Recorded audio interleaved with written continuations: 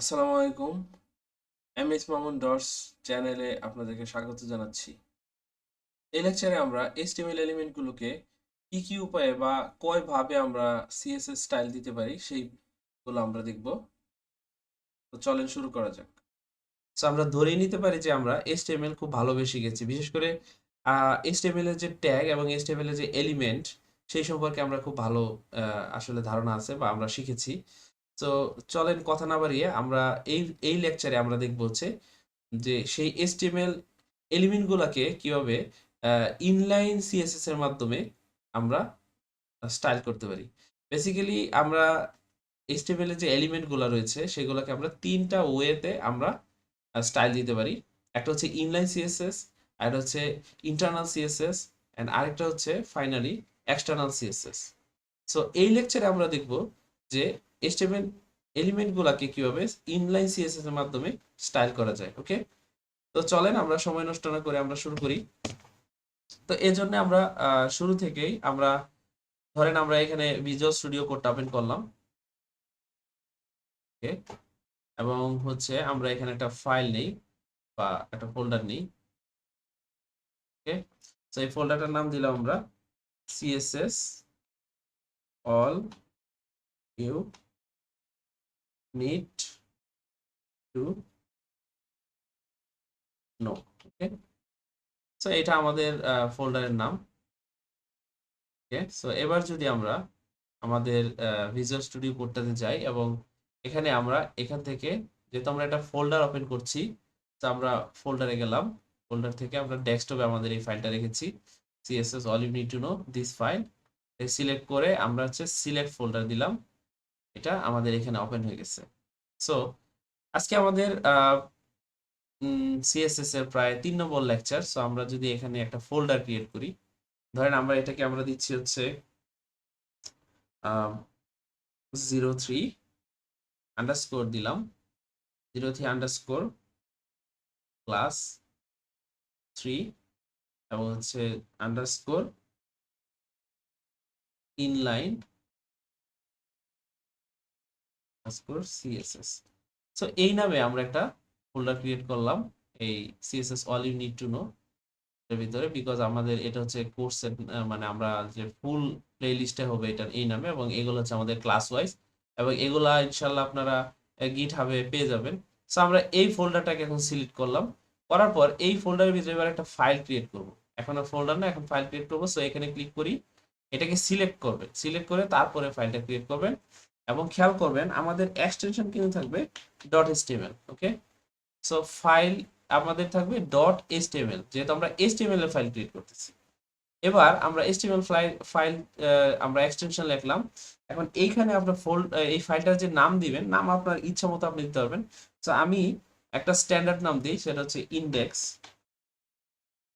ওকে, দেওয়ার পর আমি এন্টার চাপ দিলাম। এবার আমার হচ্ছে index.html নামে একটা ফাইল ক্রিয়েট হয়েছে, HTML ফাইল ক্রিয়েট হয়েছে। ওকে, সো এখন আমার হচ্ছে এইখানে আমি আসবো, আসার পরে আপনারা যদি আমার মতো সবাই ভিজুয়াল স্টুডিও কোড ব্যবহার করেন, সো আপনারা এখানে কিবোর্ড থেকে শিফট এবং ওয়ান চাপ দিলে অর্থাৎ এক্সক্লেমেটরি একটা সাইন আসবে। এই সাইনটা যদি আসে, লক্ষ্য করুন আমি শিফট চেপে ধরে রেখে ওয়ান চাপ দিলাম, এক্সক্লেমেটরি সাইন আসলো এবং এই পাশে দেখাচ্ছে আমাকে রিকমেন্ডে আমার হচ্ছে একটা বয়লার প্লেট, সিম্পল একটা বয়লার প্লেট। ওকে, সো এমন অবস্থায় আমি কি করব, এন্টার চাপ দিব। সো এন্টার চাপ দেওয়ার পর আমার এখানে আমার একটা ছোট্ট একটা বয়লার প্লেট চলে আসছে।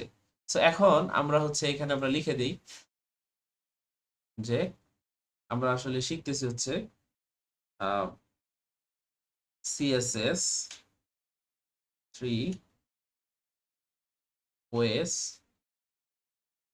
to write। আমরা তিন ভাবে CSS কোড লিখতে পারি, তার মধ্যে আমরা একটা হচ্ছে ইনলাইন CSS। ওকে, তো এখানে আমরা এটা জাস্ট দিলাম আমাদের ইচ্ছা মতো। আর এখানে আমরা চাচ্ছি আমাদের এই যে বডি ট্যাগের ভিতরে, আপনারা যেহেতু সবাই HTML জানেন, তো আমরা এই বডি ট্যাগের ভিতরে আমরা কি করব, একটা ডিভ দিব। ডিভ ডিভ লিখে কিবোর্ড থেকে ট্যাব চাপ দিলে দেখেন এটার মানে ট্যাগের দুইটা অংশই চলে আসবে। খেয়াল করেন আমার এখানে কিন্তু দুইটা পার্টে চলে আসছে। এটা হচ্ছে স্টার্টিং ট্যাগ, এটা হচ্ছে এন্ডিং ট্যাগ, আমরা অলরেডি জানি। এবং এটা হচ্ছে এন্ডিং ট্যাগ, সেটা আমরা জানি এই ফরওয়ার্ড স্ল্যাশ দিয়ে। ওকে, যেটা ফার্স্ট মানে স্টার্টিং ট্যাগে নাই। তো এবার আমরা এই ডিপ ট্যাগের ভিতরে আমরা চাচ্ছি একটা h2 ট্যাগ নিব। h2 লিখে কিবোর্ড থেকে ট্যাব চাপ দিলেই সেটা চলে আসলো। এটারও একটা স্টার্টিং এবং এন্ডিং ট্যাগ আছে। এবং আমরা চাচ্ছি আরেকটা ট্যাগ, সেটা হচ্ছে পি ট্যাগ, মানে প্যারাগ্রাফ ট্যাগ। সো পি লিখে ট্যাব চাপ দিলে আমাদের ট্যাগটা চলে আসবে স্টার্টিং এবং এন্ডিং সহ। এখন আমরা চাচ্ছি যে এই যে প্যারাগ্রাফ, এই প্যারাগ্রাফে আমরা একটু কিছু টেক্সট নিব। তো আমরা এই টেক্সট নেওয়ার জন্য আমরা লিখলাম লরিয়াম 25। এটা লিখে ট্যাব চাপ দিলাম, আমরা দেখেন এখানে আমাদের 25টা ওয়ার্ডের কিছু টেক্সট চলে আসলো। এবং এখানে আমরা লিখতেছি হচ্ছে হ্যালো ওয়ার্ল্ড। তো আমাদের এই হচ্ছে একটা সিম্পল কিছু HTML মার্কআপ। সো খেয়াল করেন আমার এখানে একটা হেডিং আছে h2 ট্যাগ। এই ট্যাগের ভিতরে আমার এই যে এখানে কিছু কন্টেন্ট আছে। সো একটা জিনিস আমি বলি, আমরা যে HTML এলিমেন্ট এতক্ষণ করলাম, সেই HTML এলিমেন্ট আমরা অলরেডি জানি। তারপর আমি বলে দিচ্ছি বিগিনারদের জন্য আবার, যদি মনে না থাকে, সেটা হচ্ছে যে একটা ট্যাগের ফার্স্ট ট্যাগ এবং হচ্ছে এন্ডিং ট্যাগ, মানে স্টার্ট ট্যাগ অথবা এন্ডিং ট্যাগ, এই দুইটা ট্যাগের মাঝে যে কন্টেন্টগুলো থাকবে, এই কন্টেন্ট সহ এই পুরো ট্যাগটাকে আমরা HTML এলিমেন্ট বলতেছি। ওকে, ঠিক একই রকম ভাবে এই পি ট্যাগের স্টার্টিং পি ট্যাগ এবং এন্ডিং পি ট্যাগের মাঝখানে যে তার কন্টেন্ট আছে, এই কন্টেন্ট সহ একে আমরা বলতেছি একটা HTML এলিমেন্ট। ওকে, এখন যদি আমার এইখানে মাঝখানে কোনো কন্টেন্ট না থাকে কোনো ট্যাগের, সো এটা একটা সিম্পলি একটা ট্যাগ। সো এটাকে কিন্তু তখন এলিমেন্ট না। তো যদি কেবল তার ভিতরে কোনো এলিমেন্ট থাকে, সেই ক্ষেত্রে এটা একটা এলিমেন্ট। ওকে, সো কিছু কিছু ভিন্নতা রয়েছে, যেমন ইমেজ ট্যাগ রয়েছে যার স্টার্টিং আছে বা এন্ডিং নাই। সো সেগুলো ভিন্ন, সেগুলো আমরা অলরেডি জানি, যেহেতু HTML আমরা শিখে এসেছি। তো যাই হোক, আমরা আমাদের এই লেকচারের সুবিধার্থে আমি এই জিনিসগুলা আবারও একটু ক্লিয়ার করে নিলাম। এবার আমরা আমাদের উদ্দেশ্য হচ্ছে আমরা ইনলাইন সিএসএস এর মাধ্যমে এই মার্কআপের স্টাইলটা আমরা চেঞ্জ করব। তো তার আগে চলেন আমরা একটু এই কোডিং এডিটর এবং ব্রাউজারটাকে সাজিয়ে নেই। তো এটার জন্য আমরা এখানে যাব, এখান থেকে লাইভ সার্ভারটা ওপেন করব। আমরা লেকচার 2 তে দেখেছিলাম কিভাবে লাইভ সার্ভার ইনস্টল করতে হয় এবং লাইভ সার্ভার ব্যবহার করতে হয়। তো সেরকমই আমরা হচ্ছে এই লাইভ সার্ভারে এই গো লাইভ এখানে ক্লিক করলে সেটা ওপেন হয়ে যাবে। সো আমরা এটা ওপেন করলাম। তো এখন যদি আমরা এখান থেকে ছোট করে নেই এবং এখান থেকে আমি ক্লিক করলাম, সো আমার দেখেন আমার এটা অলরেডি এর আগে করা ছিল, বিধায় এভাবে চলে আসছে। ক্লিক করার পরে আপনাদেরটা হয়তো বা এলোমেলো হইতে পারে, আপনারা ঠিক করে নেবেন। ওকে, এভাবে অ্যাডজাস্ট করে নেবেন। ওকে, তো যাই হোক, আমার এখানে চলে আসলো। এটা কোড এডিটরটাকে আমি আমার আমার লেফট সাইডে রাখলাম এবং হচ্ছে ব্রাউজারটাকে আমি রাইট সাইডে রাখলাম। তো এখন আমরা যে কাজটা করবো, আমরা চাচ্ছি দেখেন এখানে S2 ট্যাগ, সরি, এই S2 ট্যাগের প্যারেন্ট হচ্ছে এই ডিপ ট্যাগ। আবার এই প্যারাগ্রাফ ট্যাগেরও প্যারেন্ট ট্যাগ কিন্তু এই ডিপ ট্যাগ। আর এই S2 এবং এই প্যারাগ্রাফ ট্যাগ, এরা হচ্ছে সিবলিংস। সিবলিংস মানে ভাই বোন আর কি, সম্পর্ক আর ভাই বোনের মতো আর কি। ওকে, সো আমি আবার বলতেছি, এদের প্রত্যেকেরই প্যারেন্ট হচ্ছে এই ডিপ ট্যাগ, আর এরা হচ্ছে সম্পর্কে ভাই বোন। ওকে, সিবলিংস। তো এখন আমরা যে কাজটা করব, আমরা চাচ্ছি যে যেহেতু এই দুইটা ট্যাগ, এটা হচ্ছে আমার H2 এবং এটা হচ্ছে আমার প্যারাগ্রাফ ট্যাগ। আমরা যদি ব্রাউজারে আসি, ব্রাউজারে এসে আমি যদি রাইট ক্লিক করি, রাইট কি মাউস থেকে রাইট ক্লিক এবং এখানে আমি ইন্সপেক্টে যাই, খেয়াল করেন।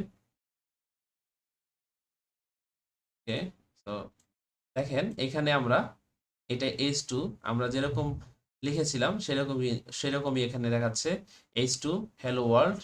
তারপর হচ্ছে পি ট্যাগ, পি ট্যাগের মাঝখানে আমাদের এই টেক্সট এবং হচ্ছে এই যে হচ্ছে পি ট্যাগ। ওকে, এবং এটা হচ্ছে ডিপ ট্যাগ।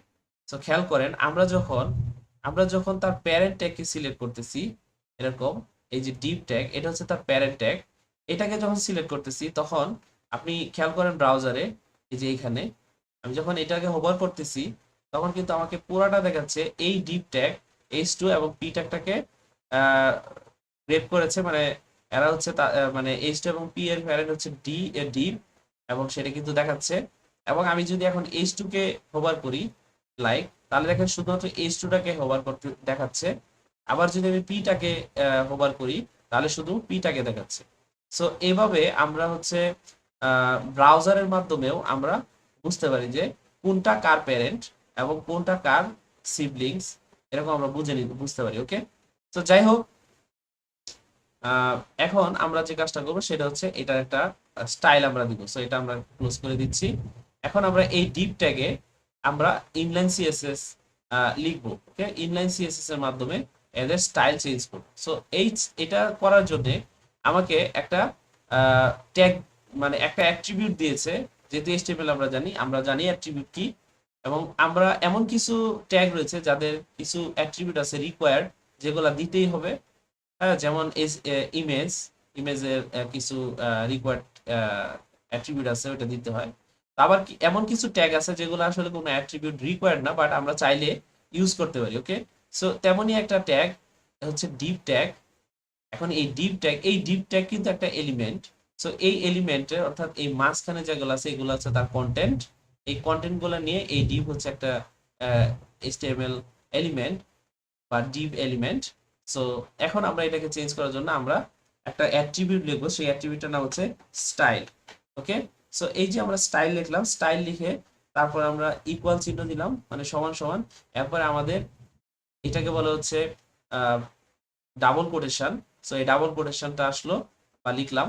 লেখার পর আমরা এই মাঝখানে আমরা যেটা লিখবো, আমরা চাচ্ছি কি যে এই প্যারেন্ট ট্যাগ এই ডিপটার ব্যাকগ্রাউন্ডটা আমরা চেঞ্জ করতে চাই। দেখেন আমার কথাই কিন্তু আসতেছে, হ্যাঁ, ব্যাকগ্রাউন্ডটা চেঞ্জ করতে চাই। আমরা কিন্তু এই মুহূর্তে সিএসএস কিছু জানি না, তারপর কিন্তু আমাদের আসতেছে এই টেক্সটের ব্যাকগ্রাউন্ডটা চেঞ্জ করতে চাই। তাহলে আমরা এখানে লিখি ব্যাকগ্রাউন্ড, BROUND, ব্যাকগ্রাউন্ড।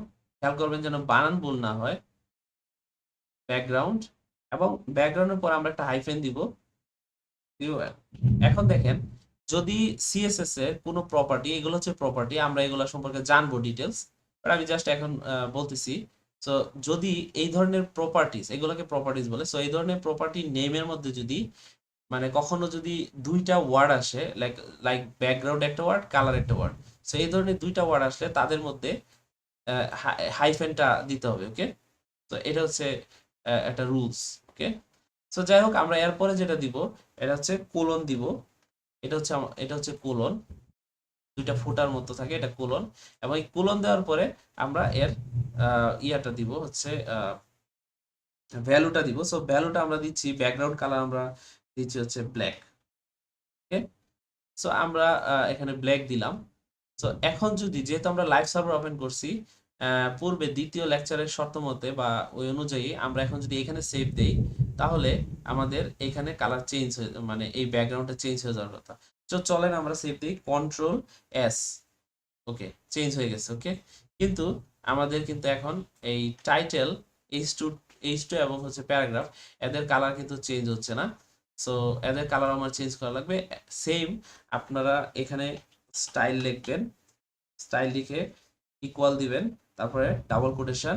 এবং ডাবল কোটেশনের মধ্যে খেয়াল করেন আমরা কিন্তু এর আগে ব্যাকগ্রাউন্ড চেঞ্জ করছি, বাট আমাদের কন্টেন্টের ব্যাকগ্রাউন্ড চেঞ্জ করেছি। বাট এই মুহূর্তে আমরা কিন্তু এই H2 মানে H2 যে কন্টেন্ট আছে হ্যালো ওয়ার্ল্ড, এটার কালার চেঞ্জ করতে চাচ্ছি। সো যেহেতু আমি কালার চেঞ্জ করতে চাচ্ছি, সো আমি এখানে কালার নামে একটা প্রপার্টি নেম লিখবো এবং মাঝখানে আমি কোলন দিব। তারপরে আমি এখানে হচ্ছে কি কালার দিতে চাই, মনে করেন আমি এখানে হোয়াইট কালার দিতে চাই, সো আমি হোয়াইট কালার দিলাম। সো দেখেন আমি যখন সেভ দিলাম এখানে কিন্তু আমার কালারটা চলে আসলো। সেম ইজ দ্যাট, আমরা চাইলে এখানে প্যারাগ্রাফেরটা আমরা চেঞ্জ করতে পারি। ধরেন স্টাইল লিখলাম, লেখার পরে ইকুয়াল, এরপর হচ্ছে ডাবল কোটেশন, এবং এর মাঝখানে আমরা কালার দিলাম। কালার দিয়ে আমরা কোলন দিলাম, দিয়ে আমরা আমাদের সেম কালার দিলাম হোয়াইট।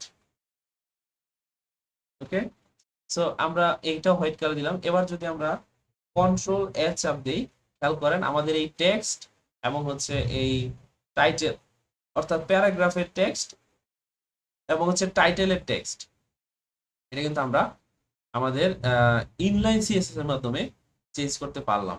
ওকে, সো এই হচ্ছে আমরা কিভাবে ইনলাইনের মাধ্যমে আমরা কোন একটা এইচটিএমএল এলিমেন্টের স্টাইল দিতে পারি, সেটা আমরা এতক্ষণ দেখলাম। ওকে, সো এটাই ছিল আমাদের এই লেকচার। আমি চাচ্ছি যে খুবই স্পেসিফিক ভাবে টপিক বাই টপিক আমি আসলে ভিডিওগুলো তৈরি করি। হয়তো ভিডিওটা আমি জানি না খুব বড় হয়ে গেছে কিনা, হয়তো আর একটু ছোট করে শেষ করা যেত, বাট আমি চেষ্টা করেছি যে এমন ভাবে বলার জন্য যেন আমি বারবার বলাতে আপনাদের মাথায় জিনিসটা একদম গেঁথে যায়। যারা একদম নিউ আছেন তাদের কথা মাথায় রেখে আসলে আহ, এভাবে ডিটেলসে বলা।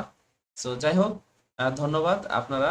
সো এই লেকচারে আমরা আহ, যে আমাদের তিন ভাবে যে আমরা সিএসএস এর স্টাইল দিতে পারি, যেমন ইনলাইন সিএসএস, তারপর হচ্ছে ইন্টারনাল সিএসএস, এক্সটার্নাল সিএসএস, এই লেকচারে আমরা দেখলাম ইনলাইনে কিভাবে সিএসএস লিখতে হয়। ওকে, সো পরবর্তী লেকচারে আমরা দেখব ইন্টারনালি, ওকে, ইন্টারনাল কিভাবে আমরা সিএসএস লিখতে পারি। ওকে, সো দেখা হচ্ছে পরবর্তী লেকচারে। আসসালামু আলাইকুম।